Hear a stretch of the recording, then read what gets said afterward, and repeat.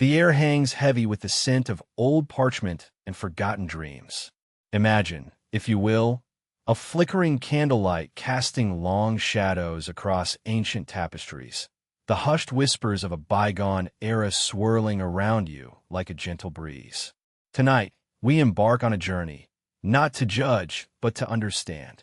We will delve into the lives and legacies of those who commanded unwavering faith, those whose words shaped destinies and ignited movements that reshaped the world.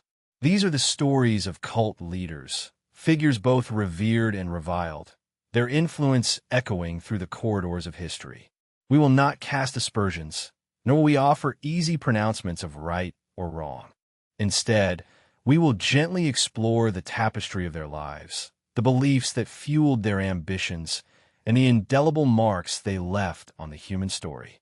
From the hushed reverence of their followers to the quiet dissent of their detractors, we will seek to understand the complexities of their narratives, the myriad shades of gray that exist beyond the simplistic labels of good and evil. Our journey begins not with condemnation, but with curiosity. We will listen to the whispers of the past, the echoes of beliefs both profound and perilous. We will trace the paths of individuals who, through charisma, conviction, or coercion, commanded the unwavering allegiance of their followers, weaving intricate tapestries of faith and devotion. Some were driven by genuine compassion, seeking to uplift and inspire. Others, by a thirst for power, a desire to control the destinies of countless souls. Each story will unfold like a slowly unfurling scroll, revealing the intricate details of a life lived in the spotlight of fervent belief. We will explore the historical context, the socio-political landscapes that nurtured these extraordinary individuals and their fervent movements. We will examine the methods they employed, the promises they made, and the consequences that followed, both intended and unforeseen.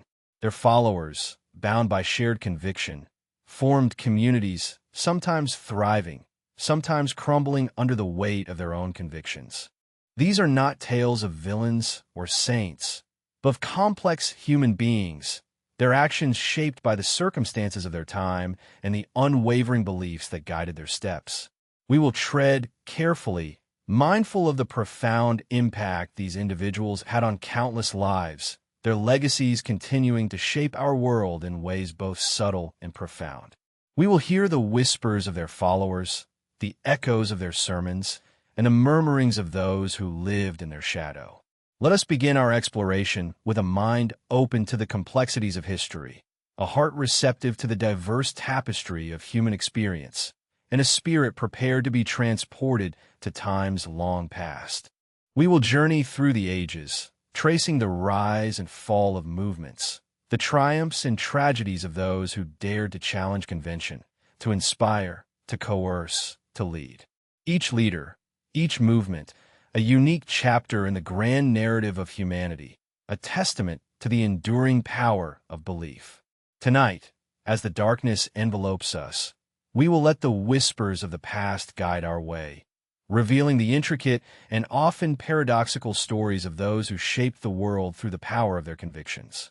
We will explore the fascinating complexities of their lives, their methods, their motivations, and the long-lasting impact of their beliefs.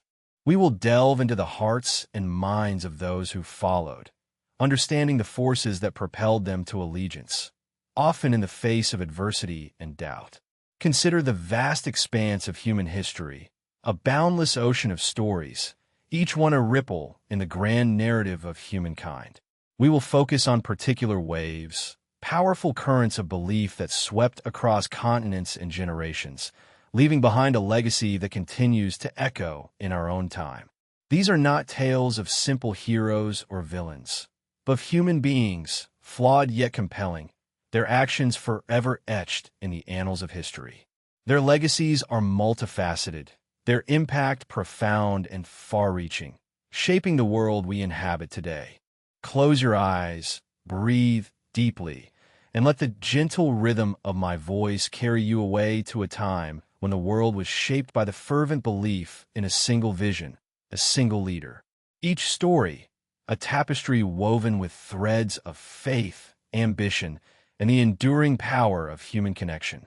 Let us begin our exploration into the lives and legacies of these compelling figures, their stories unfolding before us like a dream, a whisper from the past. Let the journey begin. Now, let us turn our attention to the life of Joseph Smith, a figure whose influence shaped the religious landscape of America and continues to resonate even today. Born in rural New York in the early 19th century, young Joseph was a product of his time, a period marked by religious fervor and a thirst for spiritual certainty. His story begins amidst the bustling energy of a burgeoning nation, a land still finding its footing, its identity, its faith.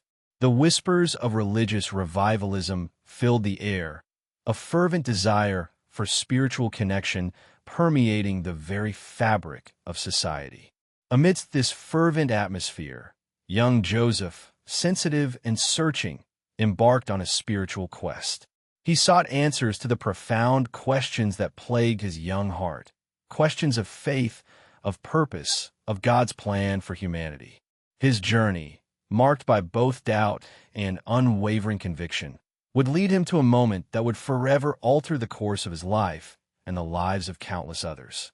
In the hushed solitude of a spring morning, surrounded by the quiet majesty of nature, Joseph claimed to have experienced a divine revelation, a celestial encounter that would set in motion a chain of events that would irrevocably change the religious landscape of America. This pivotal moment, shrouded in mystery and steeped in profound spiritual significance, marked the beginning of his extraordinary journey. The revelation, he declared, was a call to restore the original Church of Jesus Christ, a church he believed had been lost to the ravages of time and human fallibility. Following this transformative experience, Joseph described finding a set of golden plates, ancient scriptures etched with a divine message. These plates, he asserted, contained a record of a lost civilization, a people who lived in ancient America and who were visited by Jesus Christ after his resurrection. Though these plates remain unseen by the world outside the faith, their existence is central to the narrative of the Mormon faith. The translation of these plates, a painstaking process guided by divine inspiration, according to Smith's account, resulted in the Book of Mormon, a sacred text that forms the cornerstone of the Latter-day Saints' faith. This pivotal event, the discovery of the golden plates and the subsequent translation of the Book of Mormon, marked a turning point not only in Joseph Smith's life, but in the religious history of America. It gave birth to a new movement, a burgeoning faith that would soon spread across the American West, attracting followers from diverse backgrounds and uniting them under a shared belief system. The early years of the movement were marked by a spirit of communal endeavor, a shared commitment to building a new society based on the principles of faith and mutual support. The Church of Jesus Christ of Latter-day Saints, as it came to be known, quickly gained followers, establishing itself as a powerful force in the American religious landscape. The early Mormons were known for their strong community bonds, their unwavering commitment to their faith, and their pioneering spirit. They faced persecution and hardship, yet their faith remained steadfast, their determination unwavering. Their journey westward, a testament to their resilience and their dedication to their beliefs, is a compelling chapter in the story of American expansion. As the church grew, so too did its influence. It established communities, built temples, and laid the foundations for a unique social structure. The Mormons, renowned for their industriousness and their commitment to community, transformed vast stretches of the American West, shaping the cultural and social fabric of the region. Their legacy extends far beyond the confines of their faith, their contributions to American society undeniable and far-reaching. The story of Joseph Smith and the early Mormon movement is a complex and multifaceted one. It is a tale of faith, perseverance, and the enduring human quest for spiritual meaning. It is a story that continues to shape the religious landscape of America and beyond, a testament to the power of belief and the unwavering dedication of those who follow.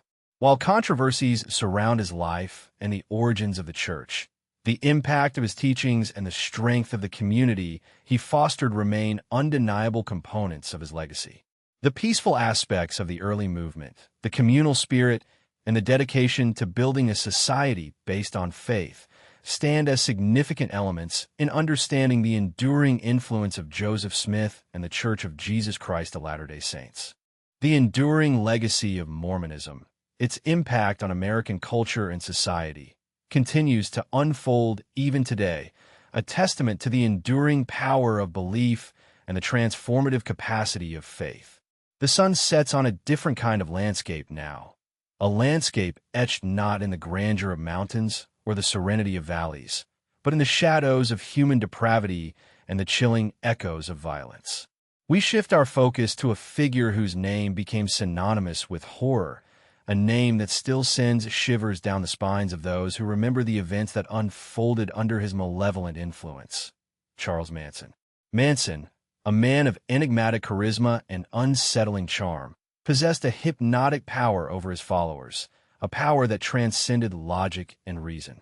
He wove a tapestry of twisted beliefs and apocalyptic prophecies, a dark narrative that captivated the minds of those who fell under his spell. His followers, a collection of young, vulnerable souls searching for purpose and belonging, found themselves drawn into his orbit, their lives irrevocably altered by his insidious influence. His followers, drawn in by his promises of freedom and belonging, became enmeshed in a world of his own making, a world governed by his twisted interpretations of biblical prophecy and his chilling vision of an impending race war, a war he called helter-skelter. This vision, a macabre distortion of societal anxieties, became the driving force behind his actions, a justification for the unspeakable horrors that were to follow. In the summer of 1969, a wave of violence washed over Los Angeles, leaving a trail of destruction and grief in its wake. The infamous Tate LaBianca murders shocked the nation, shaking its collective consciousness and leaving an indelible mark on the American psyche. These brutal killings, meticulously planned and executed by Manson's followers, became a chilling testament to the destructive power of manipulative leadership and the vulnerability of the human spirit when exposed to such insidious influence. The details of the crimes are etched in the annals of history, a stark reminder of the darkness that can reside within the human heart. The victims, vibrant individuals with their own dreams and aspirations, were brutally taken from this world, their lives cut short by the chilling machinations of a twisted mind. The senselessness of it all, the sheer brutality, continues to haunt us, serving as a constant reminder of the fragility of life and the importance of vigilance against those who seek to exploit and manipulate. The trial that followed was a spectacle, a public examination of the depths of human depravity and the intricacies of cult dynamics. Manson, in his own twisted way, emerged as a figure of fascination and revulsion, his courtroom antics becoming a disturbing reflection of the chaos he had unleashed upon the world.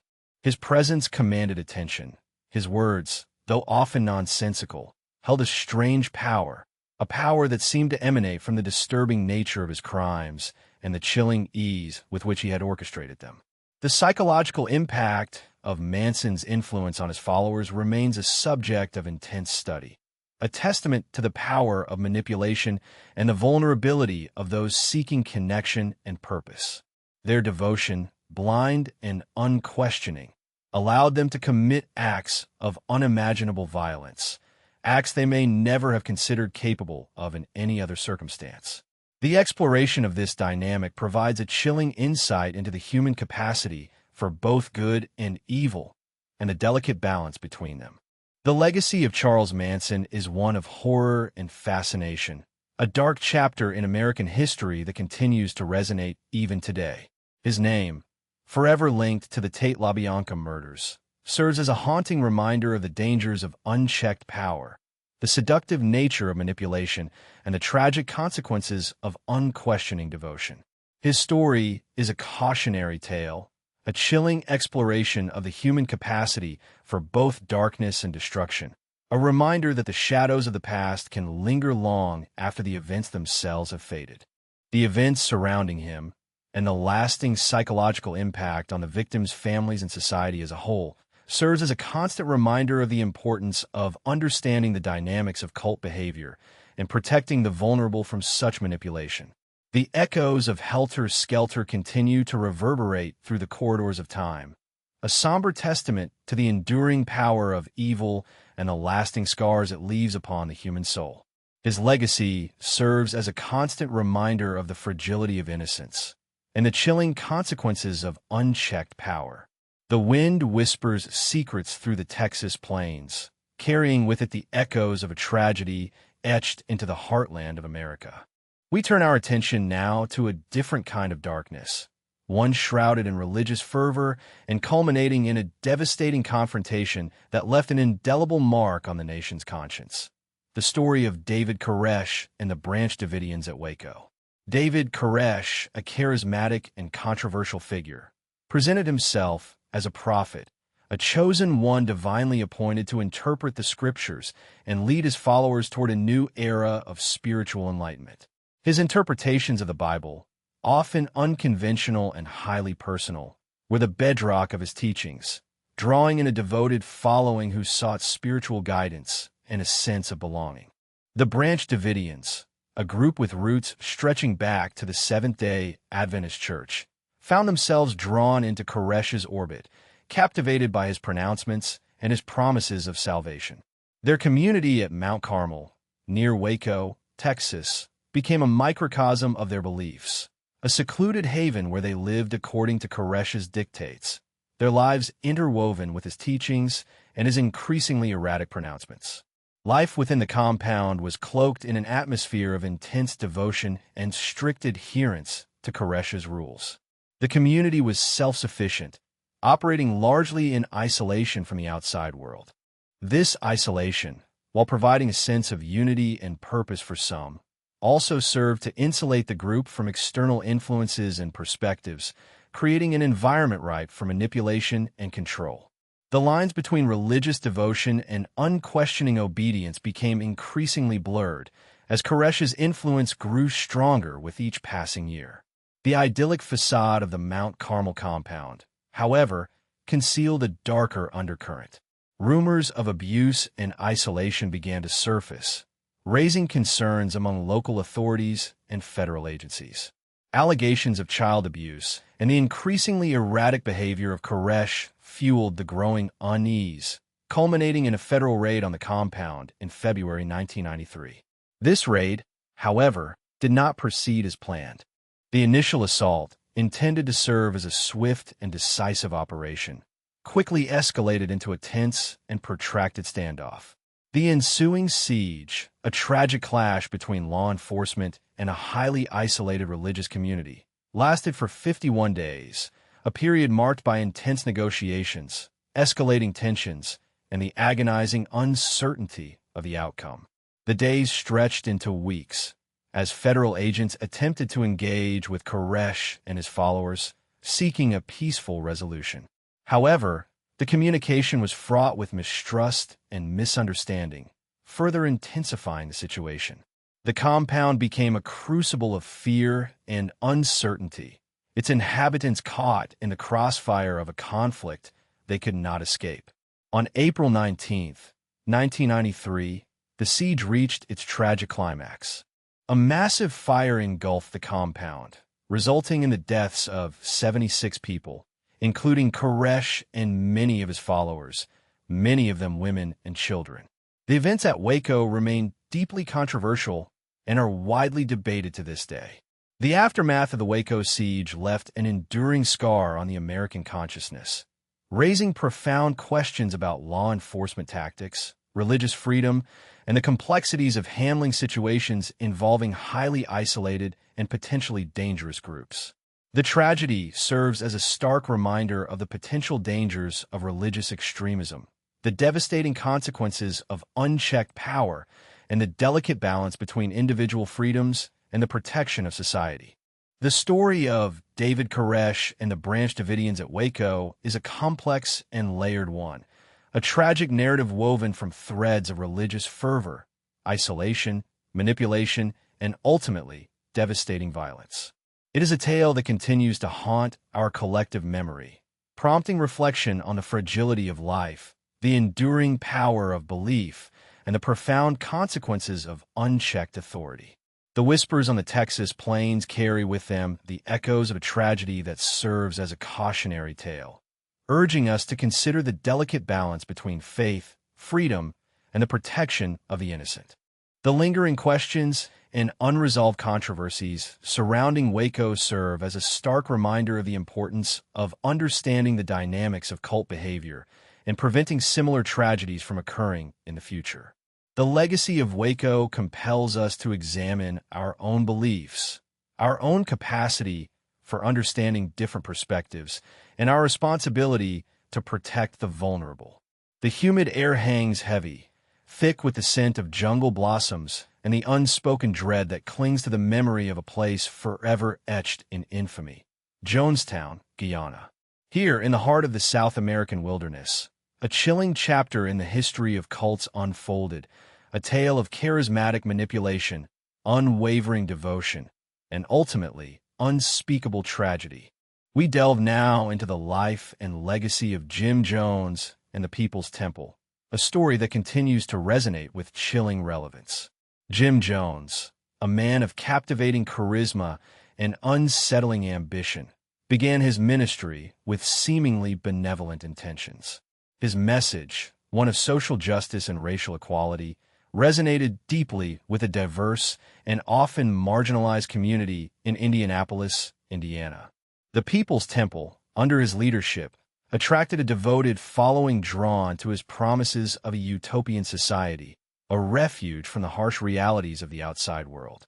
Jones's captivating oratory skills and his ability to tap into the deepest hopes and fears of his followers established him as a figure of almost godlike authority. He skillfully cultivated an atmosphere of dependence, blurring the lines between religious devotion and absolute obedience.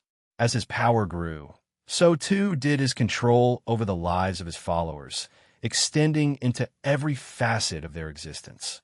The People's Temple's eventual relocation to Guyana, a remote and isolated region of South America, marked a significant turning point in Jones's reign. This move, presented as a pilgrimage to a promised land of peace and harmony, effectively isolated the community from the outside world, shielding them from scrutiny and undermining their ability to escape Jones's influence. Life in Jonestown was governed by a rigid and demanding structure, with Jones's pronouncements becoming the ultimate law. Punishments for even minor infractions were harsh and arbitrary, instilling a pervasive atmosphere of fear and intimidation. The community's isolation, coupled with Jones's increasingly erratic behavior and apocalyptic pronouncements, created a climate of paranoia and desperation. Jones's pronouncements, once infused with promises of equality and social justice, gradually morphed into increasingly bizarre and apocalyptic pronouncements.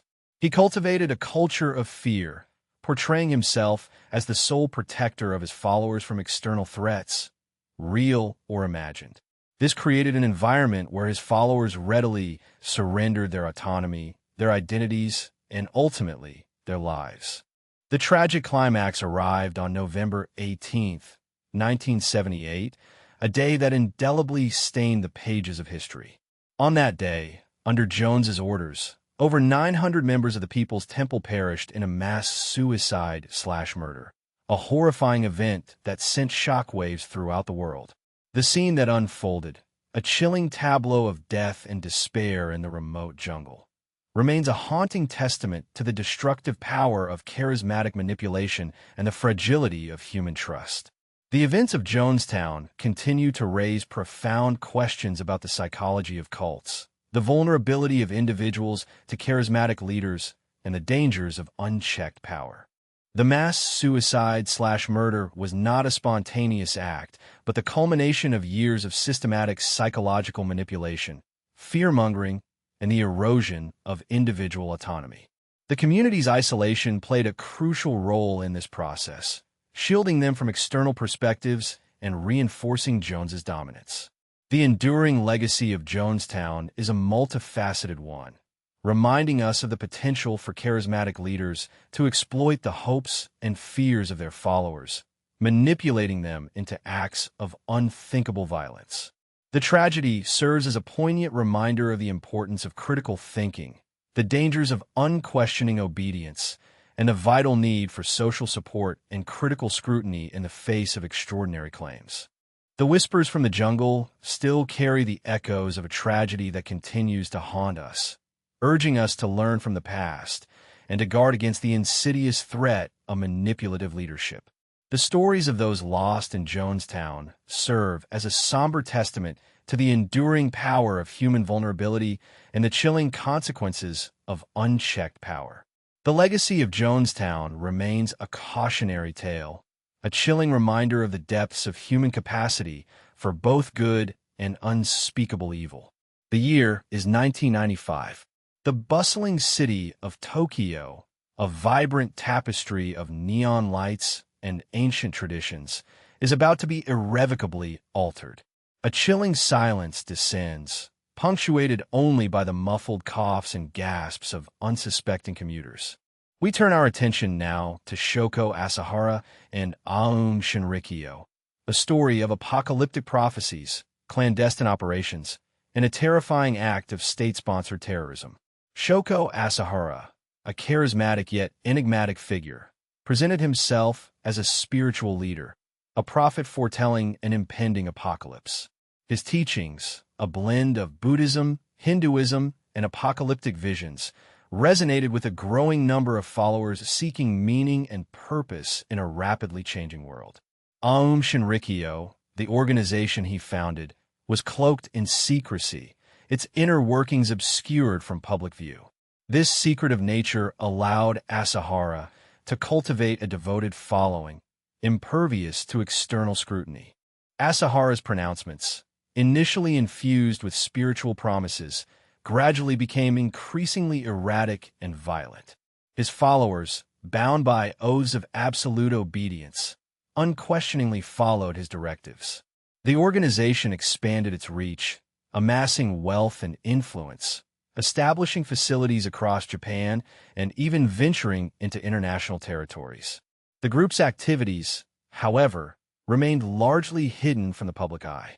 Their secretive nature allowed them to operate with impunity, developing their own security force and even acquiring weapons, including chemical and biological agents. The seemingly innocuous facade of a spiritual organization masked a far more sinister reality. The serene calm of a Tokyo morning was shattered on March 20th, 1995. On that day, Aum Shinrikyo unleashed a devastating attack on the Tokyo subway system, releasing sarin gas in several train cars during rush hour. The resulting chaos was unimaginable, the air filled with a pungent odor, commuters collapsing in agony, the streets overwhelmed with the injured and dying. The sarin gas attack shocked the world, exposing the terrifying capabilities and ruthless nature of Aum Shinrikyo. The attack's devastating consequences, 13 deaths and thousands injured, left an indelible mark on Japanese society, shattering the illusion of safety and exposing the vulnerability of even the most technologically advanced nation to acts of domestic terrorism. The aftermath of the attack was a period of intense investigation and national soul-searching. The Japanese government launched a comprehensive investigation, uncovering the group's extensive network and its insidious influence. The trial of Asahara and his followers captivated the nation, revealing the chilling extent of their operations and the depth of their leaders' manipulative power. The legacy of Aum Shinrikyo serves as a stark reminder of the devastating consequences of unchecked power, the dangers of extremist ideologies, and the importance of vigilance against the insidious rise of cults. The attack on the Tokyo subway stands as a chilling testament to the potential for violence when charismatic leadership meets absolute obedience and secrecy. The echoes of that horrific day continue to reverberate, shaping Japanese society's approach to security and reminding us all of the fragility of peace and the ever-present threat of extremism. The story of Aum Shinrikyo is not merely a historical account. It is a cautionary tale, a reminder of the necessity of maintaining societal vigilance against the darker forces that can lurk beneath the surface of seemingly ordinary lives. The profound impact of this tragedy extended far beyond the immediate victims. The incident prompted a reassessment of national security measures, leading to significant reforms in intelligence gathering, counterterrorism strategies, and public safety protocols. The attack also sparked a national conversation about the nature of religious extremism, the importance of critical thinking, and the vulnerability of individuals to manipulative leadership. The story of Shoko Asahara and Aum Shinrikyo remains a chilling reminder of the destructive potential of unchecked power and the dangers of unquestioning devotion. The legacy of the Tokyo subway attack continues to shape perceptions of terrorism, religious extremism, and the importance of safeguarding against the insidious influence of cults. The silence that once fell over Tokyo that day serves as a haunting reminder of the devastating consequences of fanaticism and the critical need for societal vigilance against the rise of such destructive forces. The whispers of that tragedy continue to serve as a cautionary tale, a somber testament to the fragility of peace and the lasting impact of unchecked power. The year is 1997. The digital age dawns, a world of burgeoning technology and interconnectedness. Yet within this landscape of progress, a chilling event unfolds, a stark reminder of the enduring power of belief and the seductive allure of the unknown. We turn our gaze now to Marshall Applewhite and Heaven's Gate, a story of otherworldly beliefs, technological fascination, and a tragic mass suicide that continues to resonate in discussions of cults and the evolving relationship between humanity and technology. Marshall Applewhite, a former music professor, emerged as a charismatic figure, weaving together a tapestry of unconventional beliefs. He presented himself as a spiritual leader, guiding his followers towards a path of enlightenment and liberation from the perceived shackles of earthly existence.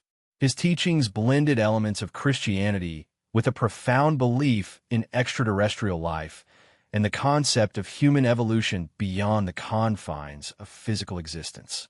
Applewhite's message resonated with a distinct group of individuals, many of whom felt alienated from mainstream society, seeking a higher purpose and a sense of belonging beyond the confines of conventional life. Heaven's Gate, the name given to their community, became a haven for those seeking an alternative path, a sanctuary from the perceived imperfections of the world they inhabited. The group lived a secluded life, detaching themselves from the mainstream currents of society, their focus centered on Applewhite's teachings and the pursuit of spiritual ascension. Their days were structured around meditation, study of Applewhite's writings, and preparation for what they believed to be an imminent transformation. Technology played a significant role in their lives, serving as a tool for communication, research, and dissemination of their beliefs. Applewhite's pronouncements became increasingly focused on the concept of a celestial vehicle, a spacecraft waiting to transport his followers to a higher plane of existence. This belief, rooted in a unique interpretation of biblical prophecies and a conviction in extraterrestrial contact, fueled their unwavering devotion and their determination to escape the confines of their earthly existence. The group's detachment from society grew, their reliance on Applewhite's guidance becoming absolute.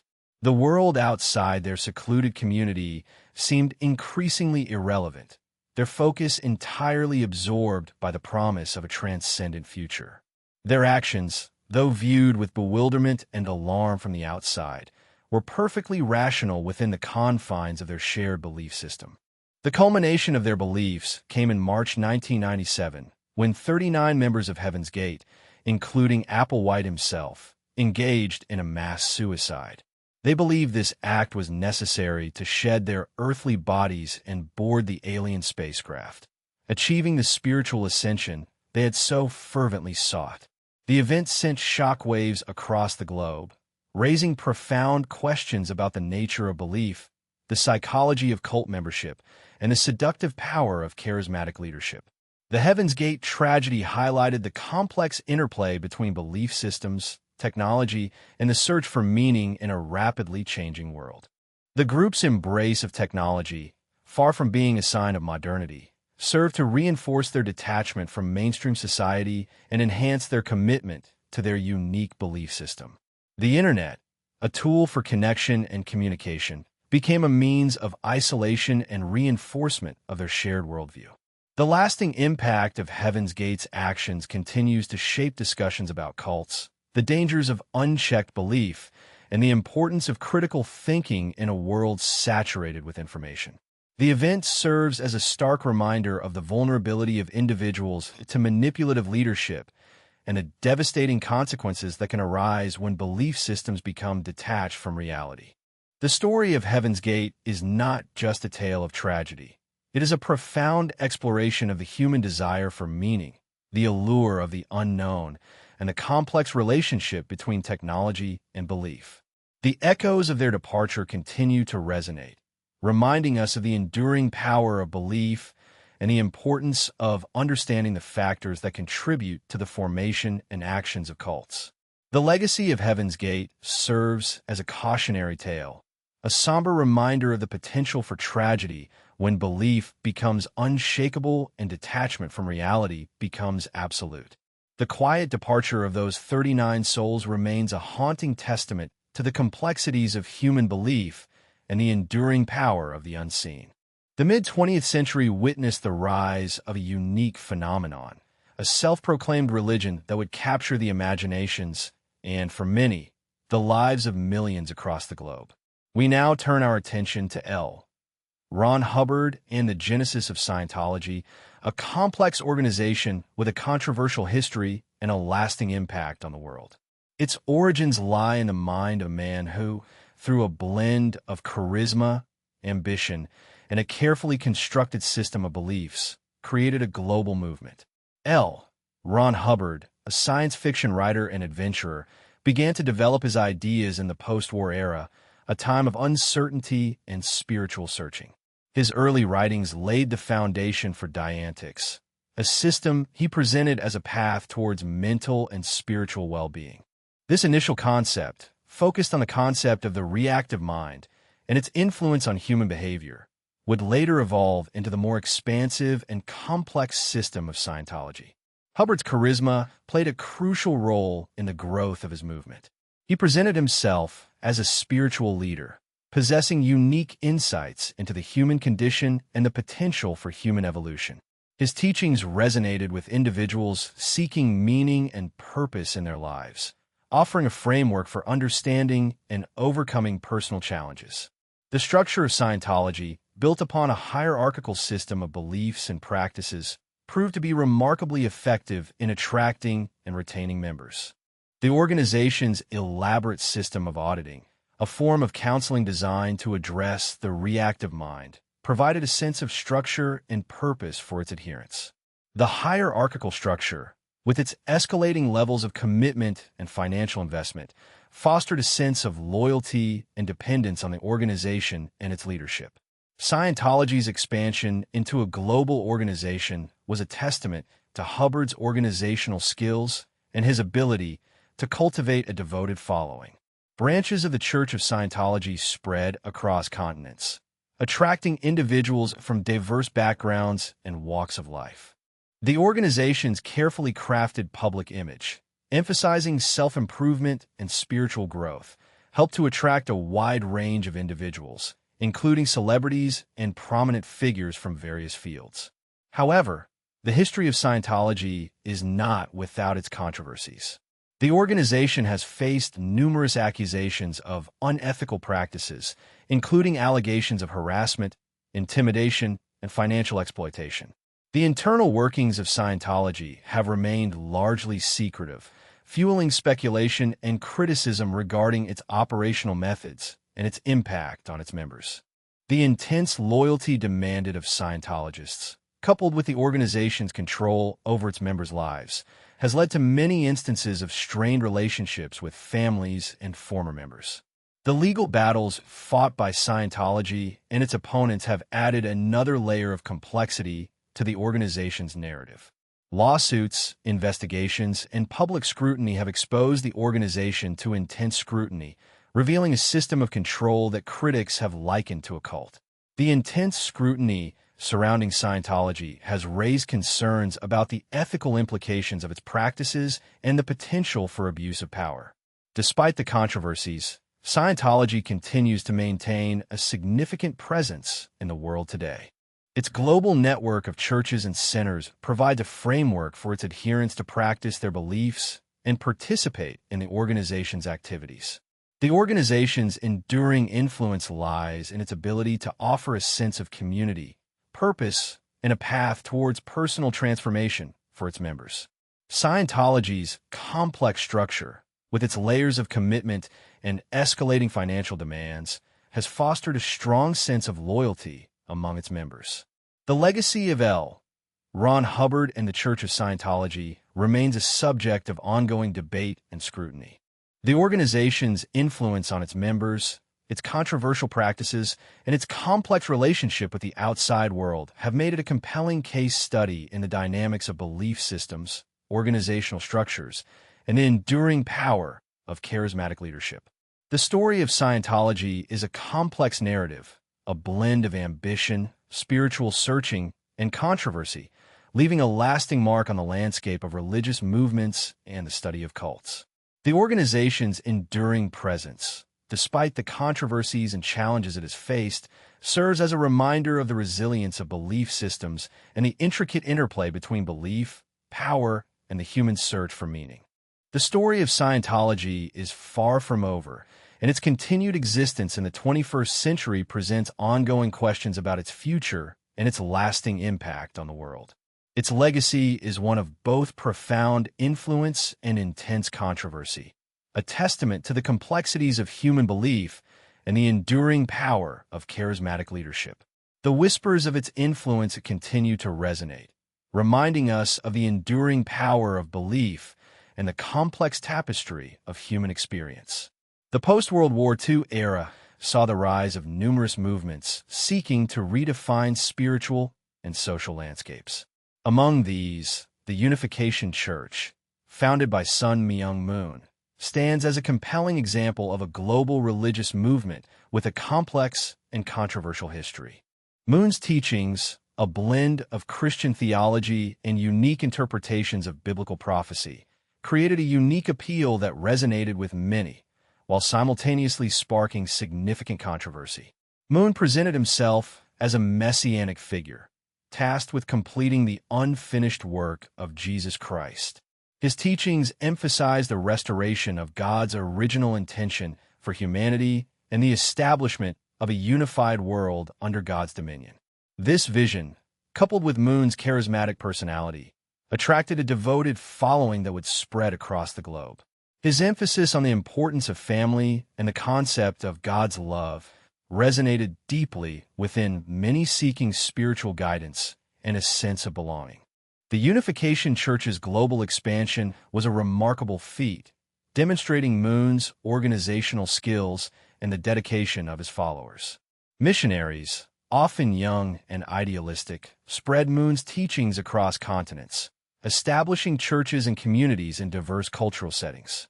Their missionary work was marked by unwavering commitment, often involving extensive travel and the willingness to adapt their message to various cultural contexts. The Church's missionary efforts focused on promoting its unique theological interpretations and fostering a sense of international brotherhood. Moon's emphasis on creating a unified global community resonated with individuals seeking a sense of belonging and purpose beyond national boundaries. This vision, however, often came at a cost, as the Church's rapid expansion sometimes clashed with existing cultural norms and religious practices. However, the Unification Church's history is not without controversy. The organization's practices, such as its mass weddings, which involve pairing up thousands of couples in large ceremonies, and its emphasis on absolute loyalty to Moon, have been subject to intense scrutiny. Concerns were raised about the Church's financial practices, its methods of recruiting new members, and its treatment of individuals who sought to leave the organization. These controversies led to numerous investigations and legal challenges, exposing the complexities of the Church's internal workings and its impact on its members. The intensity of the Church's commitment and the demands placed on its members have led to significant challenges for individuals seeking to leave the organization. The stories of former members often highlight the challenges of disentangling from the Church's influence and the emotional toll it can take on individuals and families. The Unification Church's impact on interfaith relations has been equally complex. While the Church's stated goal was to promote unity among different religious traditions, its unique theological interpretations and highly structured organizational structure often clashed with other religious groups. The Church's active engagement in political and social issues further complicated its relationships with various faith communities. Despite the controversies and challenges, the Unification Church continues to maintain a global presence. Its network of churches and centers provides a framework for its adherents to practice their beliefs and participate in the Church's activities. The Church's enduring influence lies in its ability to offer a sense of community, purpose, and a path towards spiritual transformation for its members. Moon's legacy is a complex tapestry woven from threads of religious innovation, global outreach, and significant controversy. The enduring questions surrounding the Unification Church's practices, its impact on its members, and its relationship with other faith traditions serve as a reminder of the complexities of religious movements and the challenges of navigating the intersection of faith, culture, and power. The story of a Unification Church offers a compelling case study in the dynamics of religious organizations, the challenges of global religious outreach, and the lasting impact of charismatic leadership. The echoes of its influence continue to resonate in the 21st century, reminding us of the ongoing evolution of religious beliefs and their impact on the world.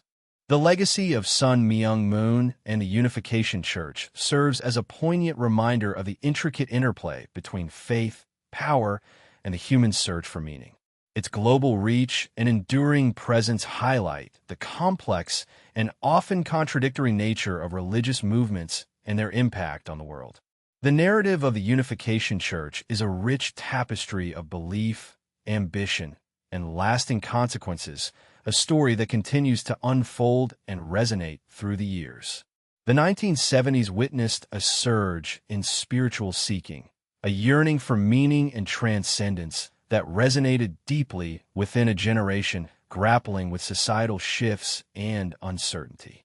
Into this landscape emerged Guru Maharaj Ji, a young Indian spiritual leader who claimed to be the reincarnation of a divine being, promising enlightenment and spiritual liberation to his followers. His movement, the Divine Light Mission, captivated a significant following, particularly among young people searching for something beyond the confines of conventional religion. Maharaj Ji's claims to divinity were central to the mission's appeal. He presented himself not merely as a teacher or guru, but as a living embodiment of divine power, capable of bestowing enlightenment and spiritual awakening upon his devotees. This claim, though audacious, resonated with many who were disillusioned with traditional religious institutions and sought a direct connection to the divine. His youth, his captivating presence, and the promise of immediate spiritual experience combined to create a powerful allure. The Divine Light Mission experienced rapid growth, attracting a global following through a combination of charismatic leadership and effective organizational strategies. His followers, often young and idealistic, spread his message across continents, establishing centers and communities dedicated to the pursuit of spiritual enlightenment. The mission's success lay in its ability to tap into a deep-seated longing for spiritual meaning and connection, a yearning that resonated with individuals seeking a sense of purpose and belonging. The mission's appeal to young people was particularly pronounced. Maharaj Ji's message of immediate spiritual realization resonated with those who felt alienated by the complexities of traditional religions and sought a simpler, more direct path to enlightenment.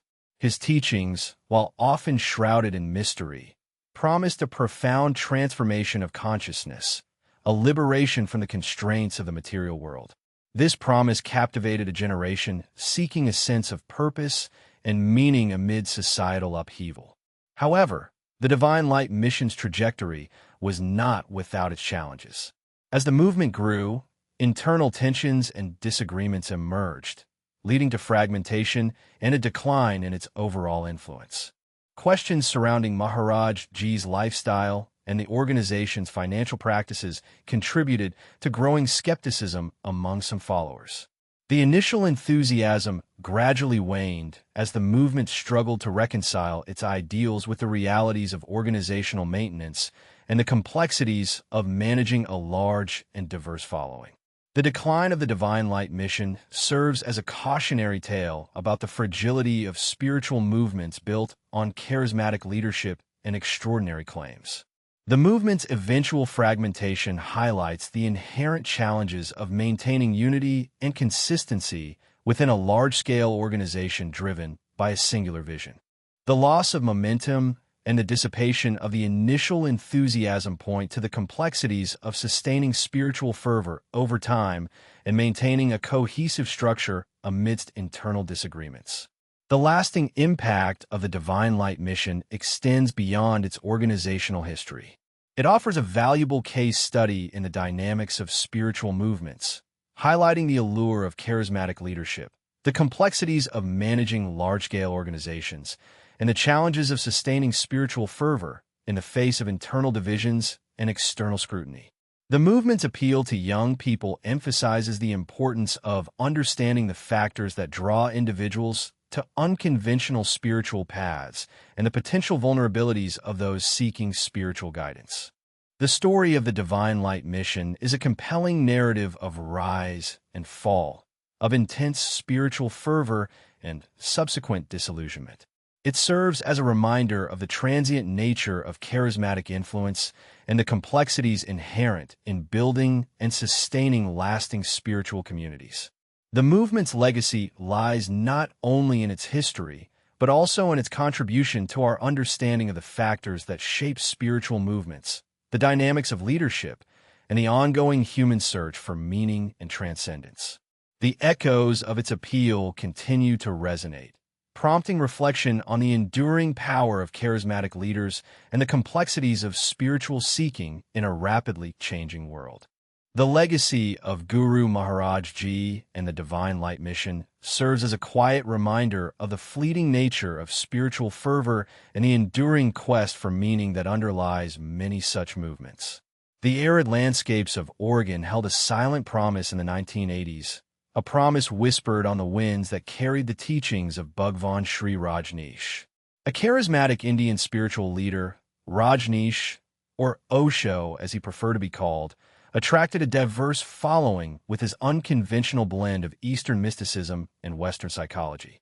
His teachings, a captivating mix of meditation, self-exploration, and a rejection of traditional morality, resonated with those seeking a path beyond conventional religious structures. Osho's message was one of liberation, a call to shed societal constraints and embrace individual expression. He championed meditation techniques designed to unlock inner potential and encouraged a questioning of established norms. His followers, drawn to his provocative pronouncements and his unconventional approach to spirituality, formed a vibrant community that quickly gained momentum. This burgeoning community found its physical manifestation in Rajneeshpuram, a planned community established in the heart of Oregon. Rajneeshpuram was conceived as an experimental society, a utopian vision where Osho's teachings could be put into practice. The community boasted its own infrastructure, including housing, businesses, and even its own airport. Rajneeshpuram represented a bold attempt to create a self-sufficient and spiritually focused society, a tangible embodiment of Osho's vision. The unique social structure of Rajneeshpuram was both its strength and its source of conflict. The community fostered a sense of shared purpose and belonging, creating a supportive environment for its members. However, this tightly knit structure also led to tensions with the outside world. The community's unconventional lifestyle, its emphasis on individual expression, and its rejection of traditional social norms clashed with the values and expectations of the surrounding society. The clashes with local authorities further intensified the tensions surrounding Rajneeshpuram. Disputes over land use, zoning regulations, and the community's political activities created a volatile atmosphere. The community's rapid growth and its ambitious plans for expansion fueled resentment among some locals who felt their interests were being overlooked. These conflicts highlighted the challenges of establishing a self-governed community within a larger societal framework. The controversies surrounding Rajneeshpuram were numerous and far-reaching.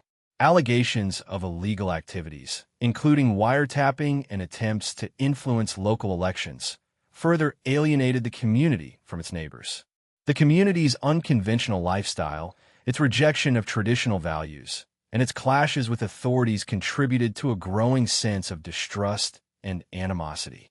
These controversies overshadowed the community's initial vision of creating a utopian society, emphasizing the difficulties of establishing a self-sufficient and spiritually focused community within a larger, often resistant societal context.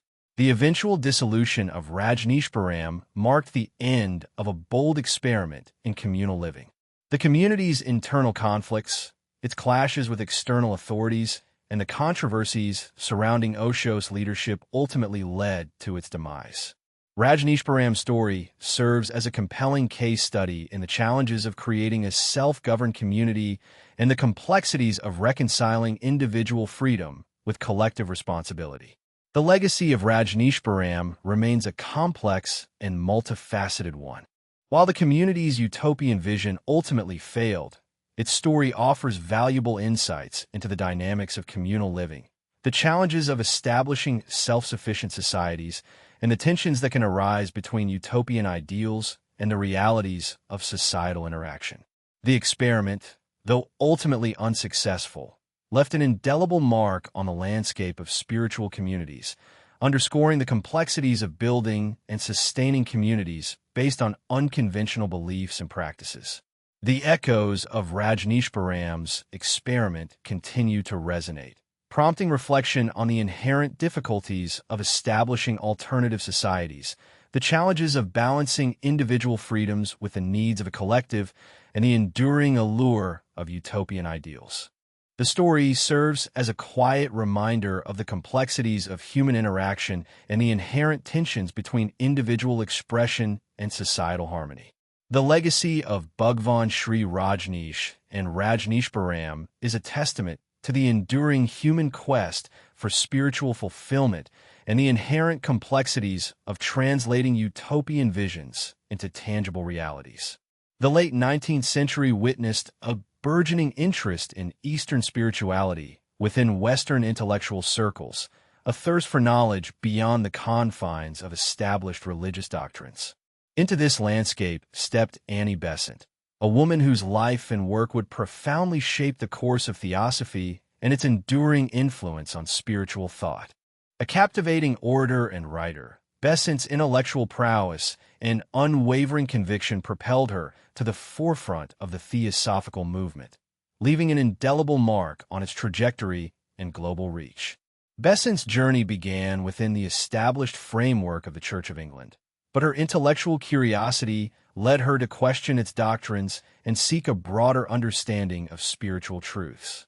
This intellectual journey eventually led her to the Theosophical Society, founded by Helena Blavatsky and Henry Steele Olcott. The society, with its emphasis on Eastern spirituality and its exploration of esoteric knowledge, provided Besant with a platform to articulate her own evolving spiritual beliefs. The Theosophical Society's core tenets, emphasizing the interconnectedness of all beings and the existence of universal consciousness, resonated deeply with Besant's own spiritual aspirations. The Society's exploration of Eastern philosophies, including Hinduism and Buddhism, provided a framework for her understanding of spiritual realities beyond the confines of Western religious traditions. Besant's embrace of these Eastern spiritual traditions marked a significant departure from the prevailing religious landscape of her time, demonstrating a willingness to explore alternative perspectives and challenge established norms. Besant's leadership within the Theosophical Society was marked by her unwavering commitment to its ideals and her tireless efforts to disseminate its teachings. Her eloquence and intellectual prowess enabled her to communicate the complex tenets of theosophy to a wider audience, attracting followers from diverse backgrounds and fostering a global network of believers. She became a leading voice in advocating for the integration of Eastern spiritual practices into Western culture, bridging the gap between seemingly disparate traditions and promoting a more holistic understanding of spiritual realities. The emphasis on Eastern spirituality within the Theosophical Society was a defining characteristic of its appeal and influence. The Society's exploration of Eastern philosophies, including Hinduism, Buddhism, and other esoteric traditions, provided a fresh perspective on spiritual realities, challenging the dominance of Western religious paradigms and introducing new concepts and practices to a wider audience. This emphasis on Eastern thought profoundly impacted Western culture, contributing to a broader acceptance of diverse spiritual traditions and a growing interest in Eastern practices such as meditation and yoga. The Theosophical Society's influence extended far beyond its membership. Its teachings and practices contributed to the growing interest in Eastern spirituality within Western culture, influencing various movements and individual spiritual seekers.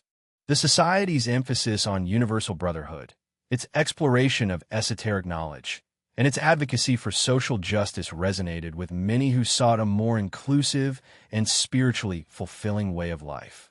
The enduring impact of the Theosophical Society can be seen in the continued interest in Eastern spiritual practices and the broader acceptance of diverse spiritual traditions within Western culture. Annie Besant's contribution to the Theosophical Society was monumental. Her intellectual prowess, her unwavering commitment to its ideals, and her ability to communicate its teachings to a wider audience solidified its position as a significant force in the world of spiritual thought. Besant's life and work stand as a testament to the power of individual conviction and the enduring influence of spiritual ideas, demonstrating how a single individual can profoundly shape the course of a movement and leave an indelible mark on the cultural landscape. Her legacy continues to inspire those seeking a deeper understanding of spirituality and a more holistic approach to life, demonstrating the enduring power of ideas and the capacity of individuals to shape the course of history.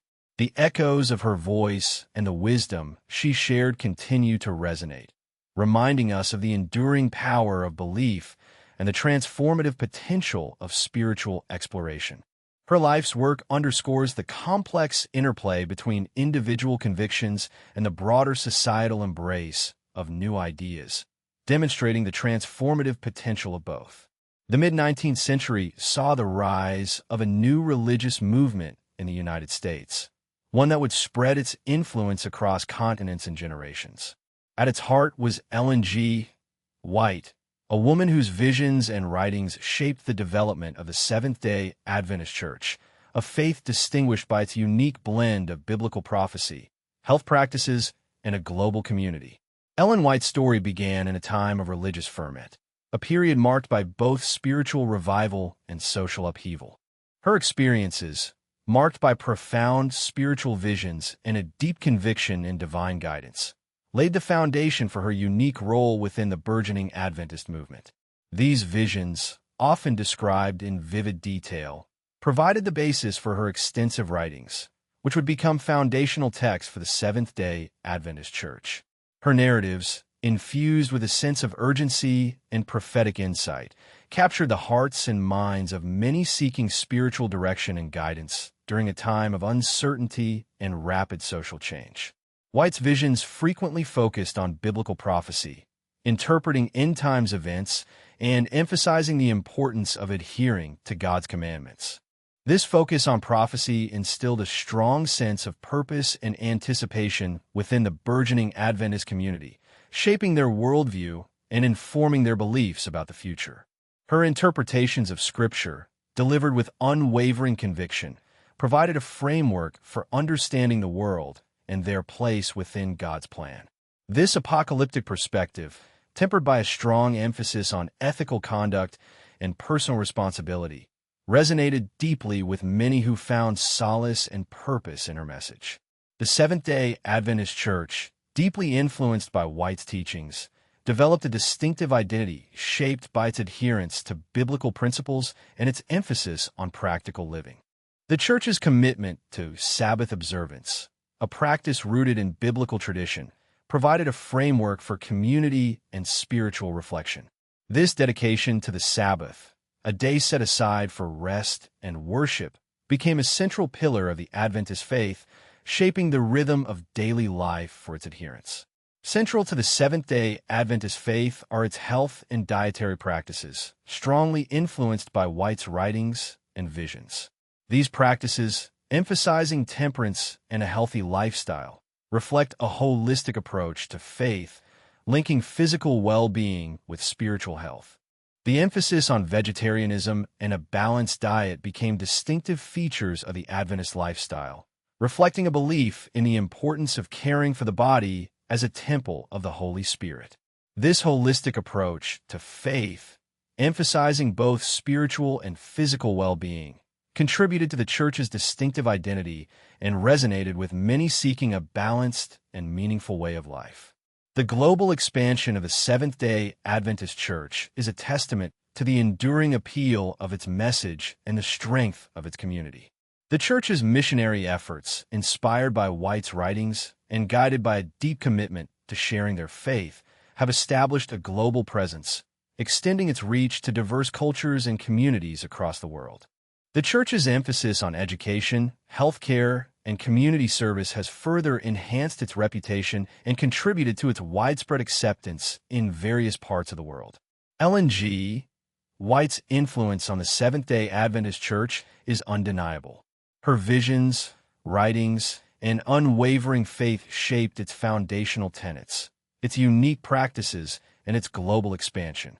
Her legacy continues to shape the beliefs and practices of millions of Seventh-day Adventists worldwide, demonstrating the enduring power of prophetic visions and the impact of a life dedicated to faith and service. The Church's commitment to biblical prophecy, its emphasis on health and wellness, and its global reach stand as a testament to the profound influence of a single individual and the enduring appeal of a faith that combines spiritual conviction with practical living. The story of Ellen G. White and the Seventh-day Adventist Church offers a compelling example of the ways in which religious movements evolve, adapt, and spread their influence across cultures and generations, shaping individual lives and impacting the world at large. Her vision, though rooted in a specific time and place, continues to resonate with many, demonstrating the enduring power of faith and the lasting impact of a life dedicated to spiritual purpose. The quiet strength of her conviction echoes still, a testament to the unwavering power of belief. The late 19th century witnessed the emergence of a unique religious movement in the United States, a movement that challenged conventional medical practices and offered a distinctive theological perspective on healing, Christian Science. At the heart of this movement was Mary Baker Eddy, a woman whose experiences and teachings shaped the development of the Church of Christ, Scientist, and its lasting impact on healthcare and spiritual thought. Mary Baker Eddy's journey began with personal struggles and a profound search for spiritual understanding. Her experiences with illness and healing, coupled with a deep study of the Bible, led her to develop a unique theological perspective that emphasized the power of divine mind over matter. This perspective, rooted in her understanding of Christian scripture and her personal experiences, formed the core of her teachings and the foundation of Christian Science. Her insights, born from both personal suffering and spiritual illumination, offered a novel approach to understanding illness and healing, challenging prevailing medical and religious norms. Eddy's teachings emphasize the importance of understanding God's nature as perfect and all-powerful, arguing that illness was a misperception of reality, a deviation from the divine truth. This understanding, central to Christian Science, posited that healing could be achieved through prayer and a deeper understanding of God's nature, rather than solely through medical intervention. This revolutionary concept challenged the prevailing medical models of the time, offering an alternative approach to healing that emphasized the power of spiritual understanding and faith. The Church of Christ, Scientist, established by Eddy, became a vehicle for spreading her teachings and providing a structured framework for those seeking spiritual healing and understanding. The Church's emphasis on spiritual healing, rooted in Eddy's theological perspective, formed the basis of its practice and its unique identity within the religious landscape. The Church's structure, developed to support its members and disseminate Eddy's teachings, provided a community for those seeking spiritual growth and guidance, and for those seeking healing through spiritual means. Central to Christian Science practice is the use of prayer and spiritual treatment to address illness and suffering. Practitioners of Christian Science, guided by Eddy's teachings and the Church's structure, use prayer and spiritual understanding to address physical and emotional ailments. This emphasis on spiritual healing, distinct from conventional medical approaches, reflects the Church's core beliefs and its unique contribution to the field of spiritual healing. The practice of Christian Science, rooted in a deep understanding of God's nature and the power of spiritual healing, continues to resonate with many seeking alternative approaches to health and well-being. The lasting impact of Christian Science on healthcare and spiritual thought is undeniable. The movement's emphasis on spiritual healing, its unique theological perspective, and the establishment of the Church of Christ, Scientist, have profoundly influenced healthcare and religious practices.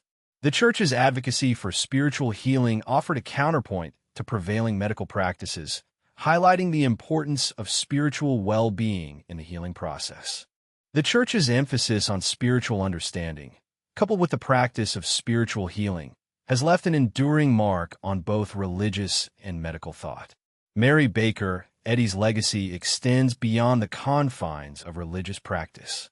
Her teachings on spiritual healing, her unique theological perspective, and the establishment of the Church of Christ, Scientist, have profoundly impacted healthcare, religious thought, and the broader understanding of the mind-body connection.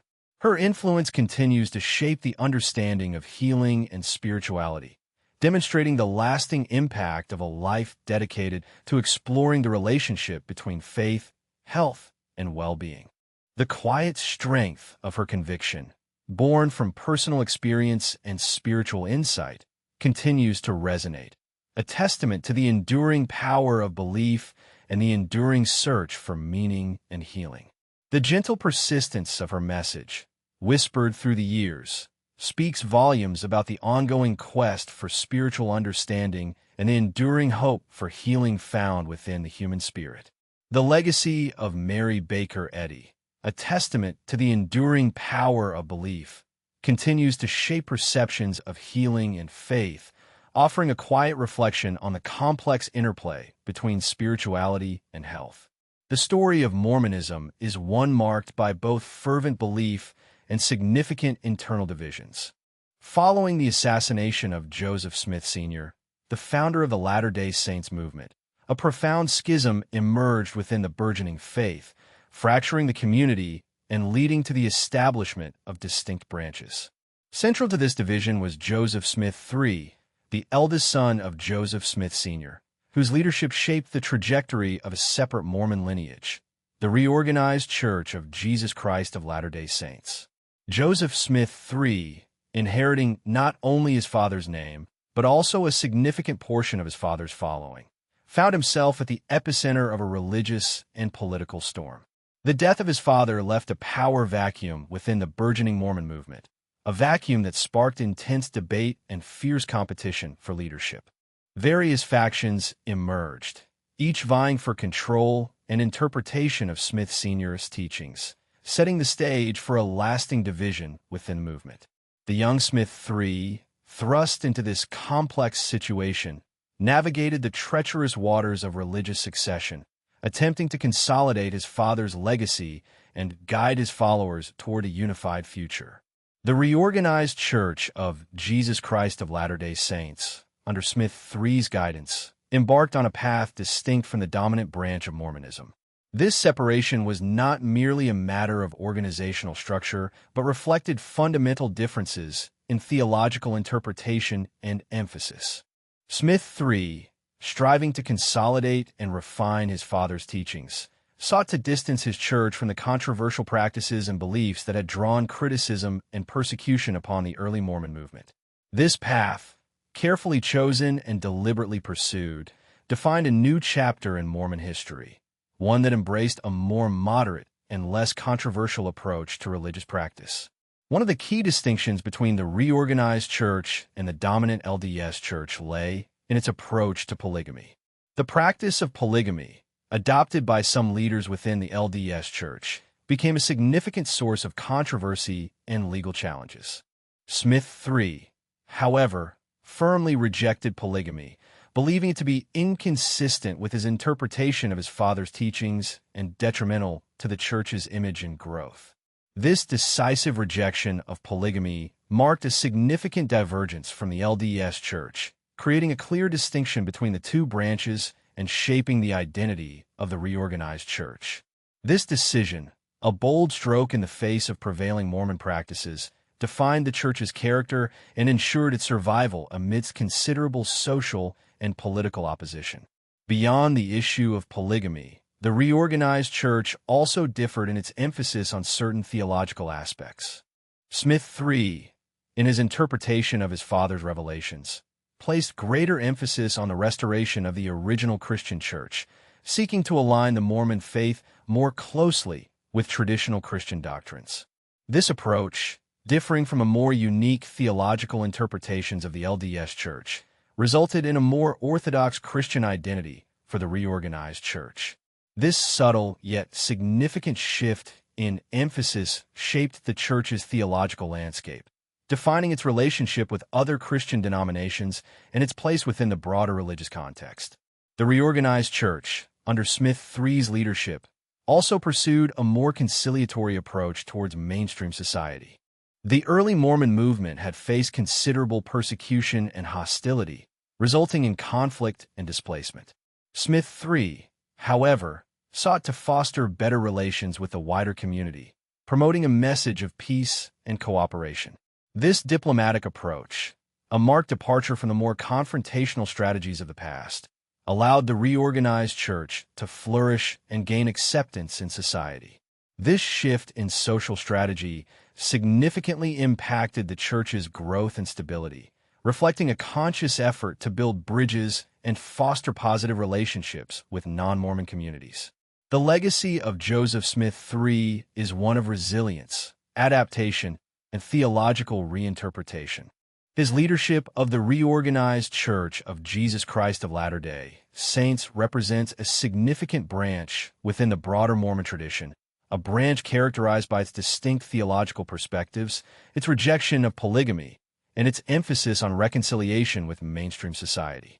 Smith III's careful navigation of the complex aftermath of his father's death and his deliberate shaping of the reorganized church's identity left an enduring mark on Mormon history, demonstrating the enduring power of faith and the capacity for religious movements to adapt and evolve in the face of adversity.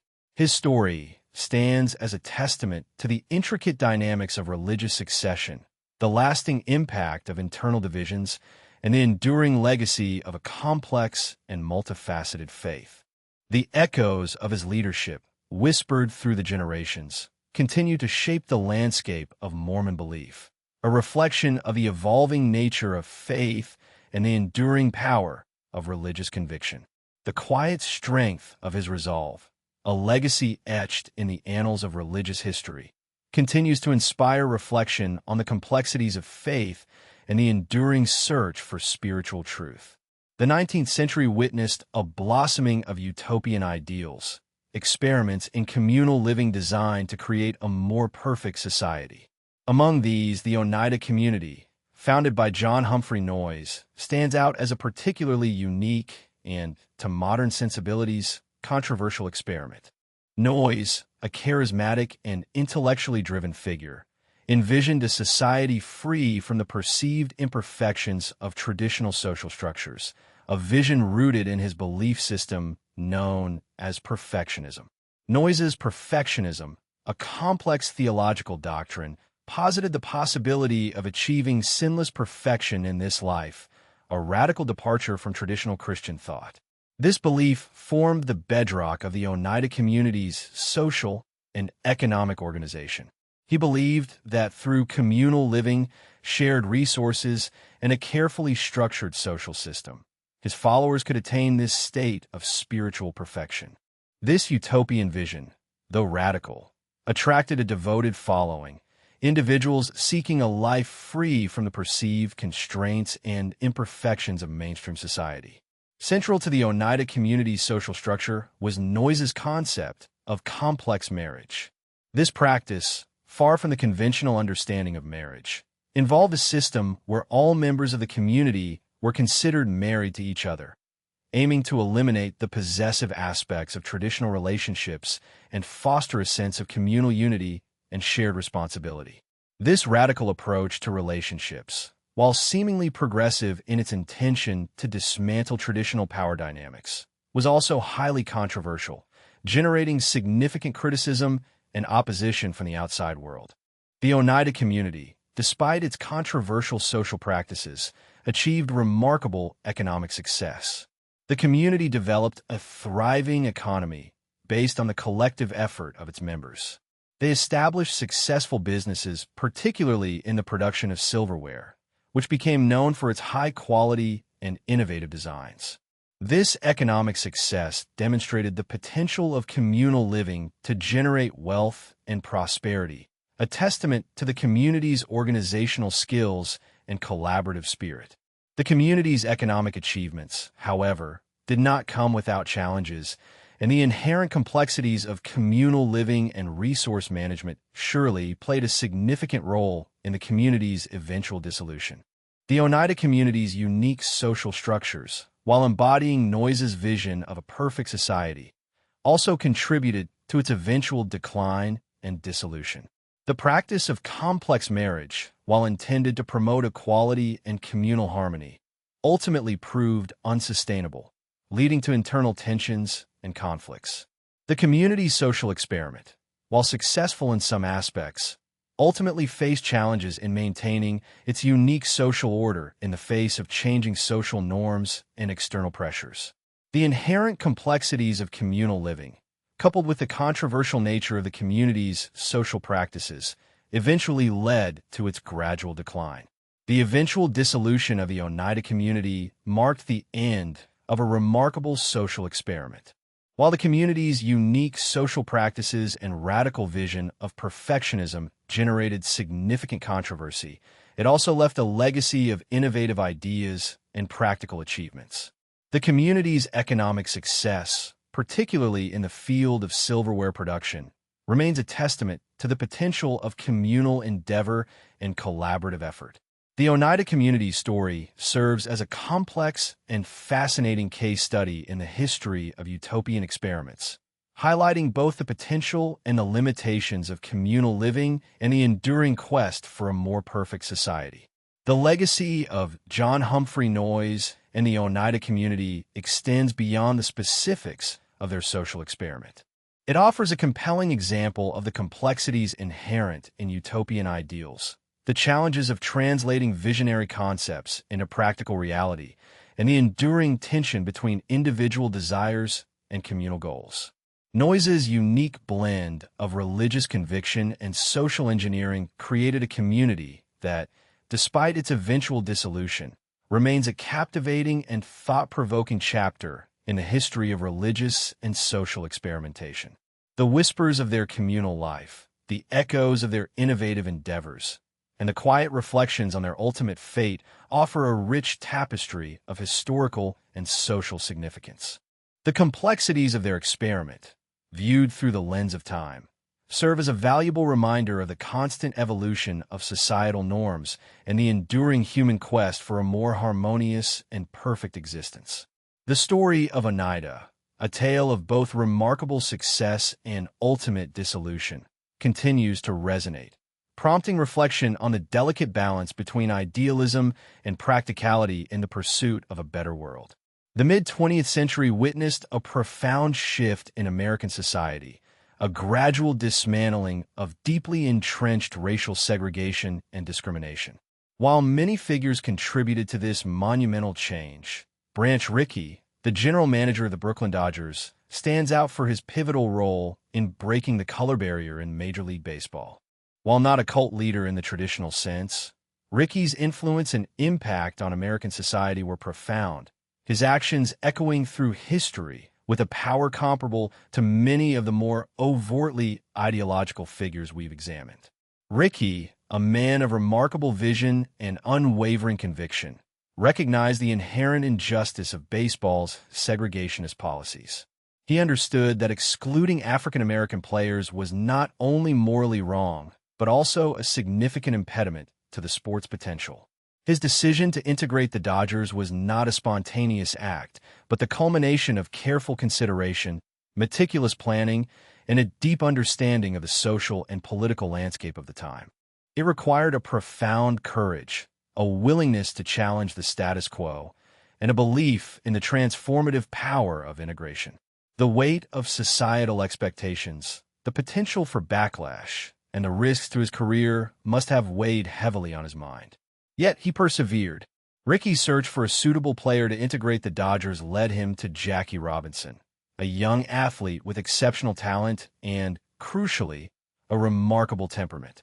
Robinson possessed the skills to excel on the field and the character to withstand the inevitable onslaught of racism and prejudice. The selection of Robinson was not simply a matter of finding the best player.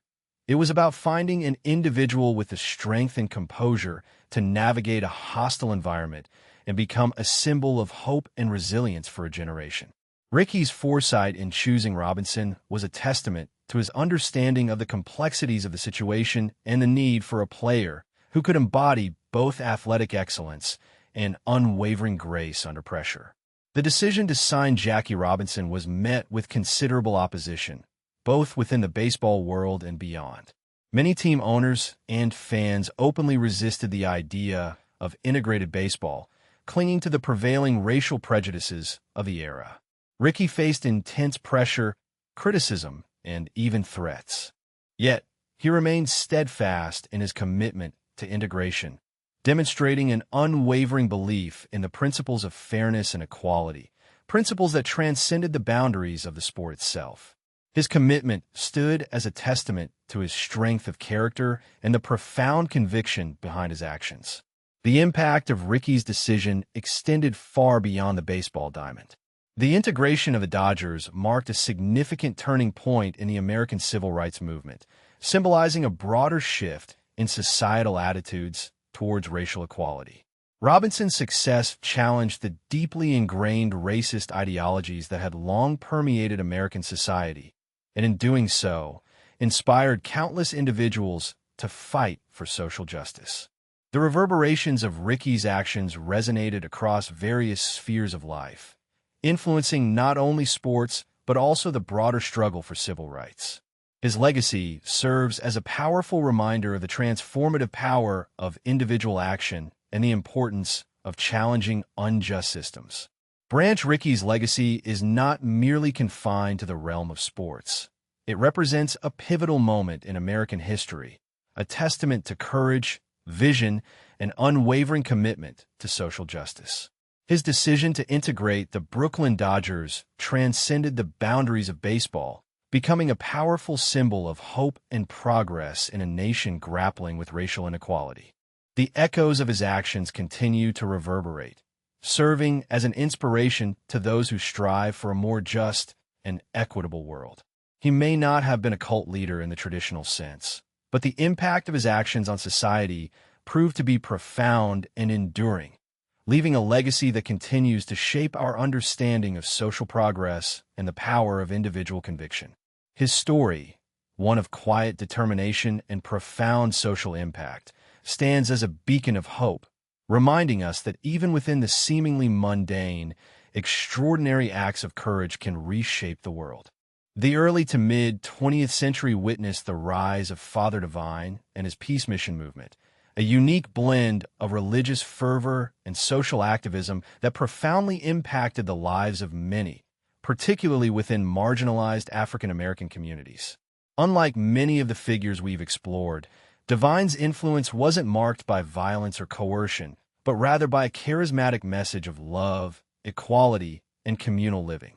Father Divine, whose real name was George Baker, emerged as a charismatic religious leader in the 1920s, drawing followers with his message of a divine kingdom on earth.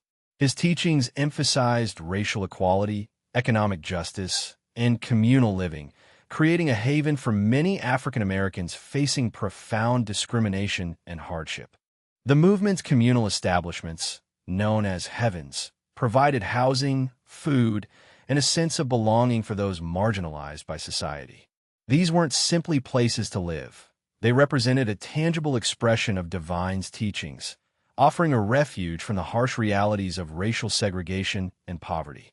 Imagine, if you will, the quiet comfort of a shared meal, the warmth of community, the shared hope for a better future, all underpinned by the belief in a divine presence guiding their lives. Divine's message of peace resonated deeply with those who had endured the injustices of segregation and discrimination. He proclaimed himself to be God, a claim that attracted both fervent believers and intense criticism. The Peace Mission movement, however, was more than just a religious sect. It was a social movement, actively challenging the prevailing racial inequalities of the era. The movement's communal living arrangements provided an alternative to the systemic discrimination faced by African Americans, offering a sense of self-sufficiency and empowerment. The communal aspects of the movement fostered a unique sense of belonging and mutual support, strengthening the bonds between members and offering a counterpoint to the isolation and hardship experienced in the broader society. The Peace Mission's economic activities were significant. Divine's followers worked together, operating various businesses and enterprises, demonstrating a commitment to self-reliance and economic empowerment. This economic independence wasn't just about financial security. It symbolized a rejection of dependence on a system that had historically marginalized them. Imagine the quiet dignity of collective work, the satisfaction of shared success, the knowledge that they were creating a better future for themselves and their community. This economic independence served as a powerful counter-narrative to the prevailing societal structures that sought to keep them impoverished and powerless. The movement's emphasis on racial equality was particularly significant.